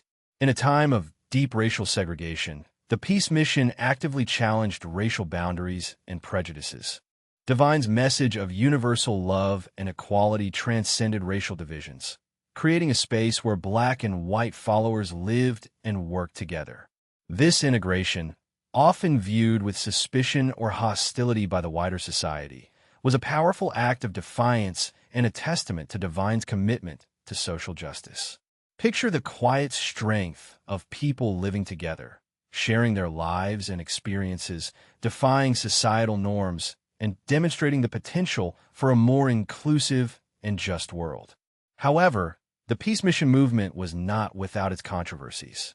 Divine's claim to divinity and the movement's internal structure attracted criticism and accusations. The absolute nature of Divine's leadership, the communal lifestyle, and the financial practices of the movement all came under scrutiny. Yet, despite these criticisms, the Peace Mission's impact on the lives of many African Americans remains undeniable. It offered a refuge, a sense of community, and a platform to challenge the injustices of a deeply segregated society. Father Divine's legacy is complex and multifaceted. His movement provided a sanctuary for many, fostering a sense of community and empowerment in the face of profound social injustice. While his teachings and leadership style remain controversial, the Peace Mission's contribution to the struggle for racial equality and its innovative approach to communal living deserve careful consideration. The movement's blend of spiritual belief and social activism created a unique space where people could find solace, build community, and challenge the status quo, a testament to the enduring power of faith and the human desire for a more just and equitable world. His story, unlike many we have examined, is a tale of unconventional methods applied to significant social change, a legacy both inspiring and complex, leaving us to contemplate the multifaceted nature of faith, leadership, and social reform. The story of the Children of God, later known as the Family International, unfolds as a complex tapestry woven with threads of fervent religious belief, manipulative tactics, and lasting consequences for its members. Founded in the 1960s by David Berg, a charismatic figure who presented himself as a prophet, the group attracted followers with promises of spiritual fulfillment and a close-knit community. However, beneath the veneer of religious devotion lay a system of control and exploitation that profoundly impacted the lives of its adherents. Berg's teachings, disseminated through typed letters or MO letters, established a strict hierarchical structure within a group. These writings, often cryptic and filled with religious symbolism, formed the bedrock of the group's beliefs and practices. They detailed a complex system of rules and regulations, reinforcing Berg's authority and shaping the lives of his followers. Imagine the quiet, hushed reading of these letters, the weight of their pronouncements falling upon the minds of devoted members, shaping their thoughts and actions. The letters became a constant presence, a subtle yet pervasive force influencing every aspect of daily life. One of the most controversial aspects of the Children of God was its practice of flirty fishing, where members were encouraged to engage in sexual relationships with non-members as a means of proselytizing. This practice, justified by Berg as a necessary tool for spreading the group's message, often led to exploitation and abuse. The justification, however, offered little solace to those caught in its web. Picture the quiet desperation of individuals caught between their faith and their personal safety, the insidious creep of manipulation masked by a religious veneer. The blurred lines between religious devotion and sexual coercion created a damaging and often irreversible impact on the lives of many. The group's internal dynamics were marked by a strict obedience to Berg's authority. His pronouncements were considered absolute, and members were expected to unquestioningly follow his directives. This created an environment ripe for manipulation and control, where dissenting voices were silenced and critical thinking was discouraged. The quiet submission, the unquestioning obedience, the suppression of individual thought, these are the hallmarks of the group's internal structure. It's a chilling glimpse into the power dynamics at play, a reminder of how easily charismatic leaders can manipulate vulnerable individuals. Children born within the Children of God were raised within the group's strict confines, subjected to its unique beliefs and practices from a young age. Many experienced significant emotional and psychological trauma, grappling with the complex legacy of their upbringing. Imagine the hushed whispers of childhood secrets, the quiet fear of questioning authority, the lasting scars of a life lived under a cloud of manipulation and control. The group's impact on the children born into it remains a particularly poignant and heartbreaking aspect of its story. Over time, the Children of God underwent several transformations, undergoing a rebranding as the Family International in an attempt to distance itself from its controversial past. While the group still exists today, its practices and public image have evolved significantly, reflecting a move away from the extreme behaviors that characterized its earlier years. However, the legacy of the group's manipulative tactics and the impact on its members' lives remain a significant part of its history. The quiet evolution, the subtle shifts in doctrine and practice, the attempt to distance itself from a darker past, these all represent a complex and ongoing process of reconciliation and transformation. The story of the Children of God serves as a cautionary tale about the dangers of unquestioning faith and the importance of critical thinking. It highlights the vulnerability of individuals seeking spiritual fulfillment and the potential for exploitation within groups that exercise excessive control over their members' lives. The quiet reflections on this history, the slow understanding of the manipulative techniques employed, and a lasting impact on those who were involved. These are the elements that shape the enduring legacy of this controversial group, reminding us of the importance of safeguarding our vulnerability and maintaining a healthy skepticism.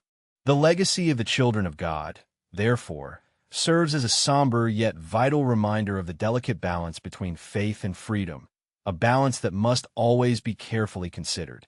Reverend Sun Myung Moon, founder of the Unification Church, a movement often described as a new religious movement, left an undeniable mark on the landscape of religious dialogue, though his legacy remained a subject of both admiration and controversy. His ambitious vision extended beyond the confines of his own faith, aiming to foster understanding and cooperation among diverse religious traditions. Let us delve into the complex tapestry of his efforts, examining both the successes and the criticisms that have shaped his lasting impact. Moon's approach to interfaith dialogue was rooted in his unique theological perspective, which posited a fundamental unity underlying all religions. He believed that despite superficial differences in doctrines and practices, all faiths shared a common core of spiritual truth. Picture a vast, interconnected web, with each religion representing a single strand, all ultimately leading to a central point of universal truth. This perspective, while controversial to many, provided the philosophical foundation for his attempts to bridge religious divides. The Unification Church, under Moon's leadership, actively engaged in interfaith initiatives, organizing conferences, dialogues, and collaborative projects involving representatives from various faiths. These events, often marked by a spirit of mutual respect and open communication, created opportunities for religious leaders and scholars to engage in constructive conversations about their shared concerns and beliefs. Imagine the quiet murmur of thoughtful discussions, the respectful exchange of ideas, the slow unraveling of misconceptions and prejudices, a space where differences could be explored not as barriers, but as avenues for deeper understanding. One of the most notable achievements of the Unification Church in fostering interfaith dialogue was its establishment of the Interreligious and International Federation for World Peace, IFWP. This organization, dedicated to promoting global peace and cooperation through interfaith collaboration, played a significant role in bringing together religious leaders from across the globe. The organization sought to create a platform for dialogue, fostering cooperation and understanding between different religious traditions. Visualize the quiet diplomacy, the steady progress towards reconciliation, the gradual building of bridges between seemingly disparate groups, a testament to the power of persistent dialogue and collaboration. However, Moon's efforts in promoting interfaith dialogue were not without their critics. Some argued that his approach was overly simplistic, neglecting the significant theological and doctrinal differences that exist between various religious traditions. Others criticized the Unification Church's proselytizing methods, suggesting that its interfaith initiatives served as a means to convert members of other faiths to its own beliefs. These criticisms highlight the complexities and challenges inherent in fostering interfaith understanding, underscoring the delicate balance between genuine dialogue and religious self-promotion. The quiet skepticism, the careful scrutiny of motives, the underlying tension between cooperation and competition. These were all factors that shadowed Moon's efforts. Furthermore, the Unification Church's close ties to certain political figures and its involvement in controversial business ventures drew criticism and raised concerns about its motivations and influence. The intertwining of religious ambition with political and economic interests often blurred the lines between sincere interfaith engagement and strategic maneuvering, further complicating the perception of its initiatives. The quiet whispers of suspicion, the carefully weighed judgments, the cautious evaluation of intent. These demonstrate the challenges of discerning true interfaith collaboration from self-serving actions. In conclusion, Reverend Sun Myung Moon's contribution to interfaith dialogue presents a multifaceted legacy. His efforts to foster understanding and cooperation between different religious traditions, while undeniably impactful, were also met with significant criticism. The Unification Church's initiatives, though often lauded for their ambition and reach, were also questioned for their underlying motivations and methods. The quiet contemplation of his legacy, the nuanced understanding of his motives and impact, the careful assessment of his successes and failures. This is the process by which we can truly appreciate the complexities of his contribution to interfaith dialogue. His story serves as a reminder of the enduring challenges and rewarding possibilities inherent in promoting harmony and understanding among diverse religious communities. The delicate balance between genuine collaboration and self-interest continues to shape the discourse surrounding his influence, reminding us of the ongoing need for critical assessment in the pursuit of interfaith peace. The Process Church of the Final Judgment, a relatively short-lived yet undeniably intriguing religious movement, stands out for its unusual blend of Christian theology, occult symbolism, and countercultural sensibilities. Emerging in the 1960s, it captivated a small but devoted following with its unique interpretation of biblical prophecy and its emphasis on the interconnectedness of good and evil, light and darkness. Let us gently explore this enigmatic group, its peculiar beliefs, and its eventual dissolution, tracing the path of its rise and fall across the landscape of religious history. At the heart of the Process Church's theology lay a complex cosmology, drawing from both traditional Christian narratives and esoteric traditions. They envisioned a universe governed by four fundamental forces: God, Satan, Lucifer, and Christ, each representing a distinct aspect of divine power. Imagine a cosmic tapestry woven with threads of light and shadow, where the seemingly opposing forces were not necessarily in conflict, but rather engaged in a dynamic interplay, contributing to the overall balance of creation. This unique perspective challenged conventional dualistic views of good and evil, suggesting a more nuanced and interconnected reality. The Process Church's members, often drawn from the countercultural movements of the time, found solace and meaning in this unconventional interpretation of the divine. Their belief system emphasized the cyclical nature of existence, suggesting that the roles of good and evil, light and darkness, were not fixed but rather fluid, constantly shifting and evolving. This perspective resonated with those seeking a more fluid, less rigid understanding of religious dogma, offering a framework that embraced the complexities of human experience. One of the most striking aspects of the Process Church was its unconventional use of symbolism and imagery. Their rituals and ceremonies often incorporated elements of occult symbolism, blending Christian iconography with imagery from other spiritual traditions. Visualize their gatherings, adorned with symbols that blended the sacred and the profane, creating a unique atmosphere that combined reverence with a sense of the mysterious and the unknown. This blending of seemingly disparate elements reflected their belief in the interconnectedness of all things, suggesting that spiritual truth could be found in unexpected places. The Process Church also gained notoriety for its involvement in several controversial events, further fueling its enigmatic reputation. Their association with certain individuals and their pronouncements on social and political issues attracted both attention and criticism. The quiet murmur of controversy, the careful scrutiny of their activities, the measured judgments passed upon their actions, these elements added to their already complex image. Their unconventional beliefs and actions challenged established norms, placing them at the fringes of mainstream society. However, despite its initial appeal, the Process Church eventually declined, facing internal conflicts and dwindling membership.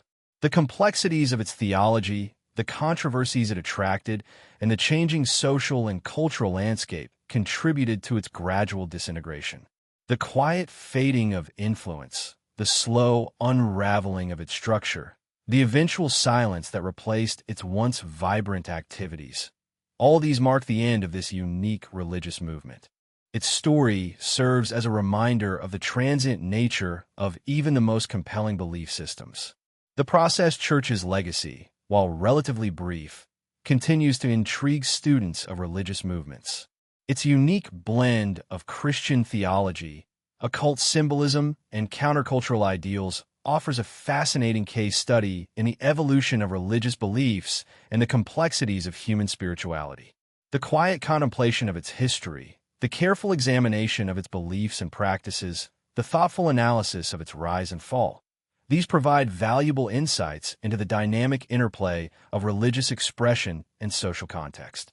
Its story serves as a testament to the diversity of religious experiences and the ever-shifting landscape of faith. The echoes of its unusual rituals and beliefs remain, a reminder of the many paths individuals take in their search for spiritual meaning. The quiet whispers of its past offer a glimpse into the multifaceted nature of religious expression and the enduring quest for understanding the divine. The sarin gas attack on the Tokyo subway in 1995 marked a horrifying turning point for Aum Shinrikyo, irrevocably altering its trajectory and exposing the terrifying depths of its leader, Shoko Asahara's ambitions. The aftermath, however, was not a simple collapse. The group, though reeling from the international condemnation and the subsequent manhunt, attempted to maintain a semblance of its former influence, clinging to a fractured ideal even as its foundations crumbled. The immediate response to the attack was a frantic scramble for survival. Imagine the hushed whispers in the group's hidden compounds, the furtive movements in the dead of night, the fear etched on the faces of those who had once felt invincible. The authorities' relentless pursuit forced Aum Shinrikyo into a desperate game of cat and mouse, a struggle for existence played out against the backdrop of a nation profoundly shaken. The once confident pronouncements of Asahara were replaced by a desperate clinging to power, his pronouncements now filled with a desperate urgency, a frantic attempt to maintain control over a rapidly disintegrating organization. As the net tightened around Asahara and his inner circle, the organization began to fracture. Long-standing tensions and power struggles, previously suppressed by the cult leader's iron grip, now erupted into open conflict. Picture the splintering of a once unified body, the gradual separation of factions, each vying for control, each scrambling for survival in the wake of the catastrophic attack.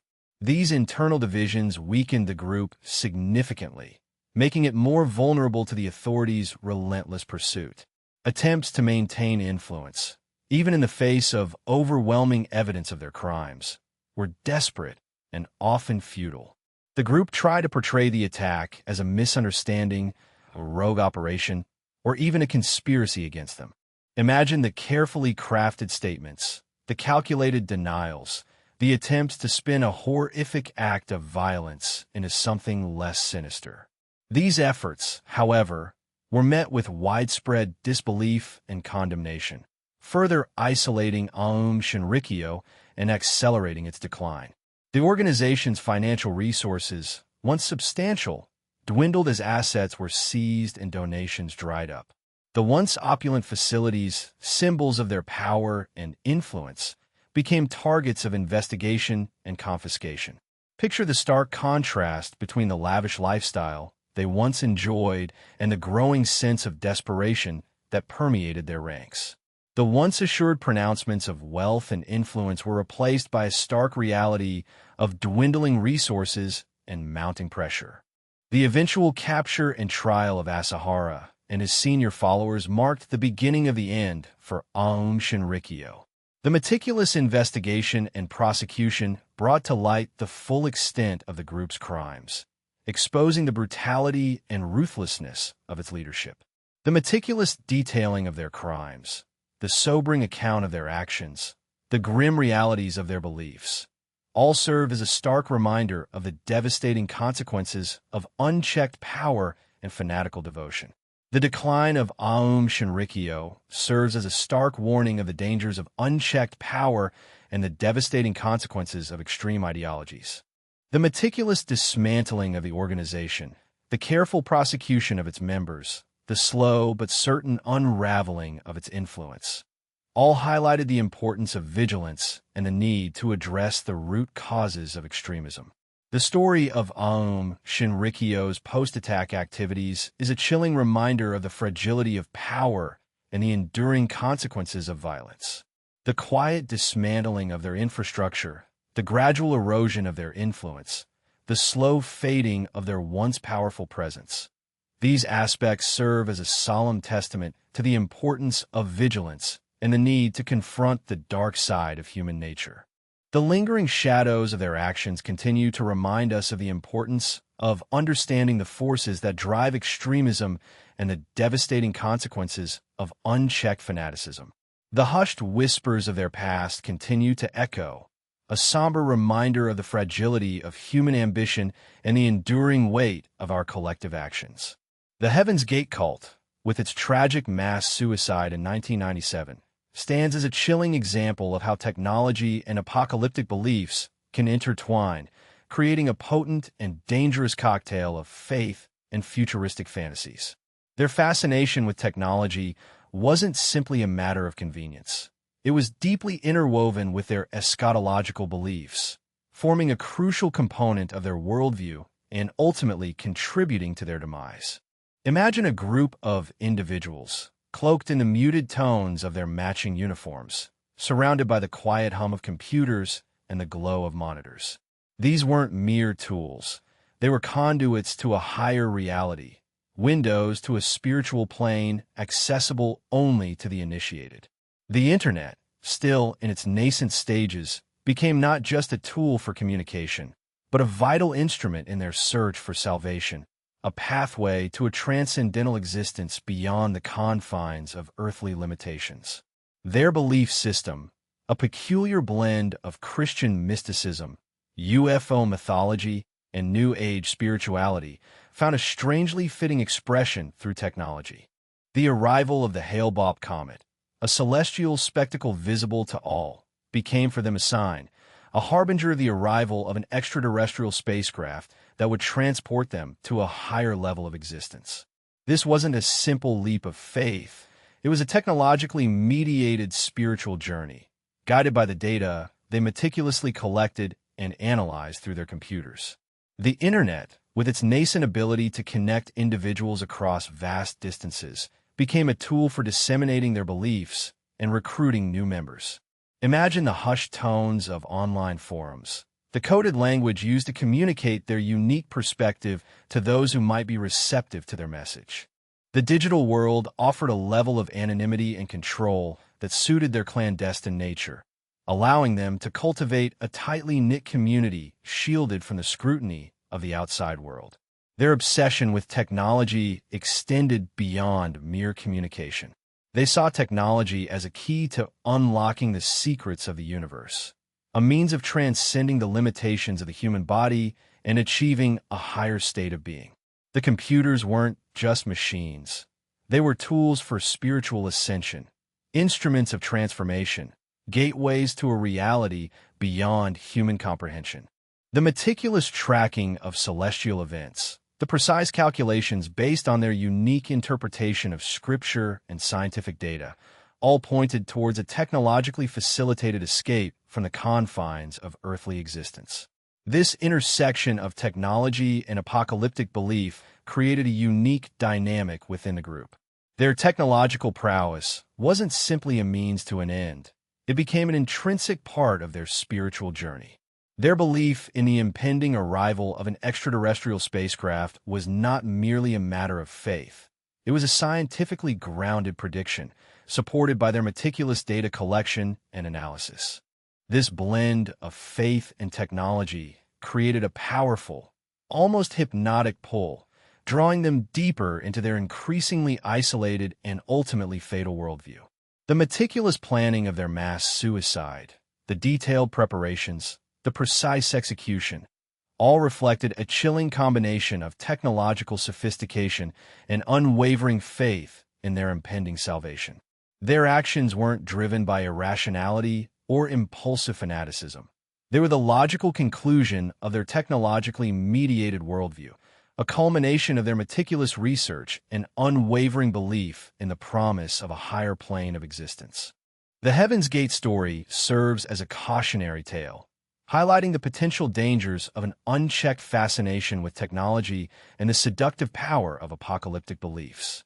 It's a reminder that technology, while undeniably powerful, is a tool that can be used for both good and ill, and that even the most advanced technologies cannot shield us from the allure of extreme ideologies or the devastating consequences of unchecked faith.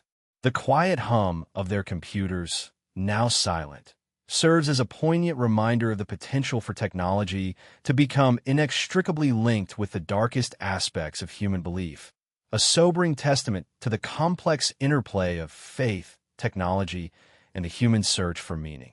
The lingering echoes of their beliefs remind us of the importance of critical thinking, the dangers of unyielding faith, and the enduring power of human vulnerability in the face of the unknown. The story of Scientology is inextricably linked to its high-profile adherents. From Hollywood stars to renowned musicians, the organization's celebrity connections have been a cornerstone of its public image, a carefully cultivated strategy designed to project an aura of legitimacy and influence. But this carefully constructed facade belies a more complex reality, one where aggressive public relations tactics have played a pivotal role in shaping both the organization's perception and its enduring power. Picture a world where celebrity endorsements are not just endorsements, but integral parts of a larger, carefully orchestrated campaign. Scientology didn't merely attract celebrities. It actively courted them, recognizing the immense power of celebrity influence in shaping public opinion. This wasn't a matter of chance encounters or spontaneous conversions. It was a deliberate, strategic approach, a calculated move to leverage the charisma and influence of famous figures to bolster their own image and expand their reach. The organization's public relations strategies have been both sophisticated and aggressive.